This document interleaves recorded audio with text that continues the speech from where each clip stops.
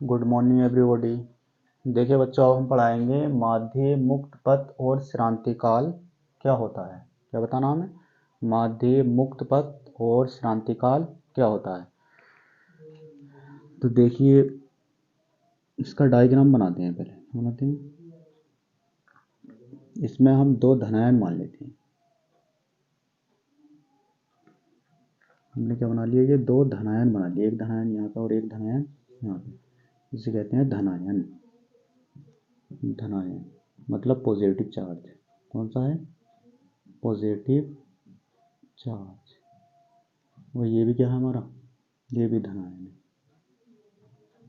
ये भी धनायन है, ये पॉजिटिव चार्ज क्या है? Positive charge. तो देखिए दो धनायन है, क्या है? किसी चालक में क्या है हमारे? दो धनायन। तो इसके बीच में क्या है? एक हमारा इलेक्ट्रॉन है। क्या है? इलेक्ट्रॉन। तो देखिए किसी इलेक्ट्रॉन द्वारा, तो ये मुक्त इलेक्ट्रॉन है। कैसा है? मुक्त मतलब अपने आप में स्वतंत्र, आज़ाद। तो ये मुक्त इलेक्ट्रॉन है और हम जानते हैं कि इलेक्ट्रॉन पर कौन सा चार्ज होता है? इलेक्ट्रॉन पर होता है निगेटिव चार्ज। इलेक्ट्रॉन पर कौन सा होता है? इलेक्ट्रॉन पर होता है निगेटिव चार्ज। निगेटिव चार्ज मतलब ऋणावेशित। हिंदी में कहते हैं इसे ऋणावेशित। ठीक। तो मुक्त इलेक्ट्रॉन है, दो धनायनों के बीच में क्या है? एक मुक्त इलेक्ट्रॉन।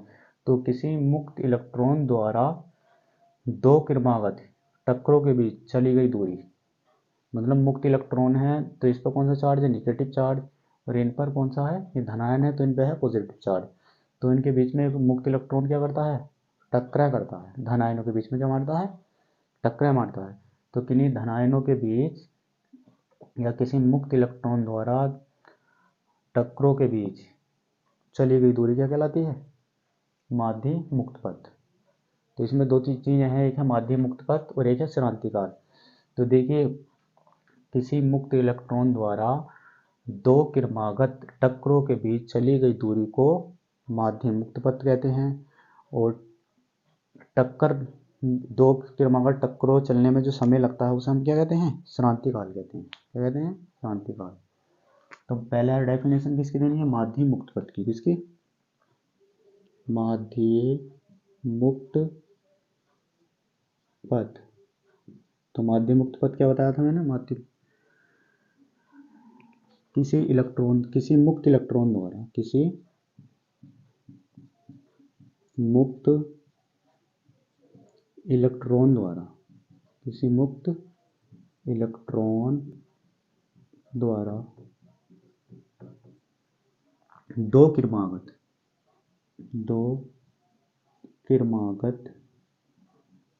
टक्करों के बीच चली गई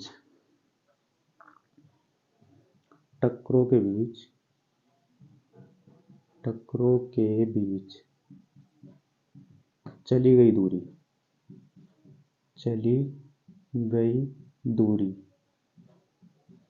किसी मुक्त इलेक्ट्रॉन द्वारा दो क्रमागत टक्करों के बीच चली गई दूरी मुक्त पथ कहलाती है। क्या कहलाती है? माध्य मुक्त पथ। माध्य मुक्त पथ कहलाती है।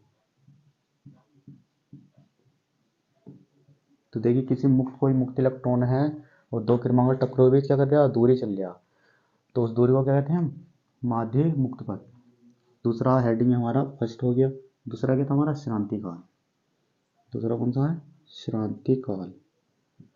श्रांति काल तो दो क्रमागत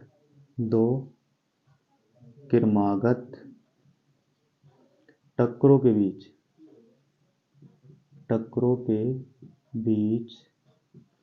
लगा समय श्रांति काल कहलाता है। क्या कहलाता है? श्रांति काल कहलाता है। देखिए ये हम इसके डेफिनेशन किससे याद कर सकते हैं? इस डायग्राम से। किससे? दो धनायन है, इसमें क्या है? मुक्त इलेक्ट्रॉन है। तो किसी मुक्त इलेक्ट्रॉन द्वारा दो क्रमागत टक्करों के बीच चली गई दूरी क्या कहलाती है? माध्य मुक्त पथ कहलाती है। और दो क्रमागत टक्करों के बीच जो दूरी तय करते हैं तो उसमें जो समय लगता है उसे हम क्या कहते हैं, मतलब दूरी तय करने में जो टाइम लग रहा है उसे हम क्या कहते हैं, श्रांतिकाल। तो हमने पढ़ा है इसमें माध्य मुक्त पथ और श्रांतिकाल क्या होता है। तो माध्य मुक्त पथ होता है किसी मुक्त इलेक्ट्रॉन द्वारा दो क्रमागत टक्करों के बीच चली गई दूरी को माध्य मुक्त पथ कहते हैं। और दो क्रमागत टक्करों के बीच जो चली गई दूरी होती है उसमें जो समय लगता है उसे हम क्या कहते हैं, श्रांतिकाल। उसे क्या कहते हैं हम, श्रांतिकाल। देखिए इस पे धन आयनों पे कौन सा चार्ज दिया, दोनों पे पॉजिटिव चार्ज, इलेक्ट्रॉन पे दिया नेगेटिव चार्ज। तो प्रोटॉन पर अब हम लिख भी ऐसे भी लिख सकते हैं, देखो बताओ, इलेक्ट्रॉन पर चार्ज होता है इलेक्ट्रॉन पर आवेश या चार्ज। इलेक्ट्रॉन पर चार्ज कितना होता है 1.6 10⁻⁻19 कूलम माइनस की। इलेक्ट्रॉन पर कितना होता -1.6 10⁻⁻19 कूलम। और आवेश प्रोटॉन पर आवेश होता है हमारा +1.6 10⁻⁻19 कूलम। और न्यूट्रॉन पर कोई आवेश नहीं होता, न्यूट्रल होता, वो नहीं होता।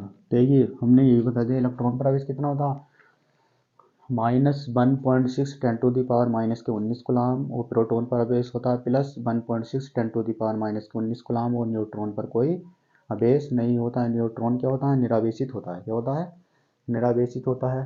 तो इसमें हमारा क्या है, इलेक्ट्रॉन प्रोटॉन और न्यूट्रॉन। ये था हमारा इलेक्ट्रॉन और ये है प्रोटॉन और ये है न्यूट्रॉन। ठीक, तो इसकी जो खोज करी है किसने की, वैज्ञानिकों ने करी है, ठीक है ना। तो इसे इलेक्ट्रॉन प्रोटॉन और न्यूट्रॉन की खोज करने वाले कौन थे, वैज्ञानिक। तो पहले इतना उतार लें, फिर अभी मैं इसके सर्च करता बताता हूँ इलेक्ट्रॉन प्रोटॉन और न्यूट्रॉन की।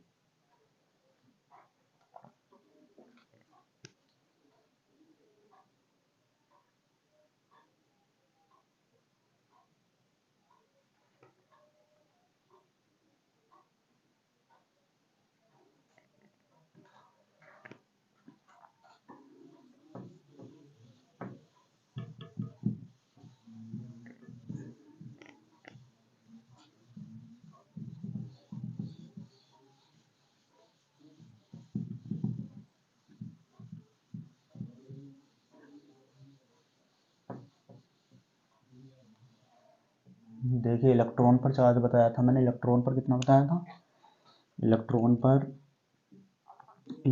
पर चार्ज होता है, इलेक्ट्रॉन पर होता है -1.6 10⁻⁻19 कूलम। प्रोटॉन पर +1.6 10⁻⁻19 कूलम। और न्यूट्रॉन पर नॉन, कोई नहीं, कोई आवेश नहीं। और अल्फा कण पर आवेश होता है इलेक्ट्रॉन के आवेश का दुगना, मतलब 1.6 10⁻⁻19 कूलम की मल्टीप्लाई किससे कर देंगे, 2 से।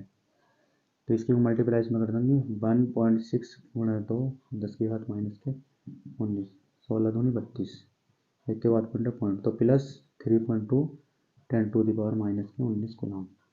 तो ये अल्फा कण पर आवेश होता है, किस पर, देखिए इलेक्ट्रॉन पर आवेश 1.6 10⁻⁻19 कूलम, प्रोटॉन पर +1.6 10⁻⁻19 कूलम, न्यूट्रॉन पर कोई आवेश नहीं होता। और अल्फा कण पर आवेश इलेक्ट्रॉन के आवेश का कितना होता है, दुगना होता है। इसके सर्च करता बताने हैं, क्या बताने हैं, सर्च करता। देखिए हम इसे इस तरह से लिख लेंगे, ईंट पर नाच, ईंट पर नाच। तो देखिए ई से है इलेक्ट्रॉन, ई से इलेक्ट्रॉन,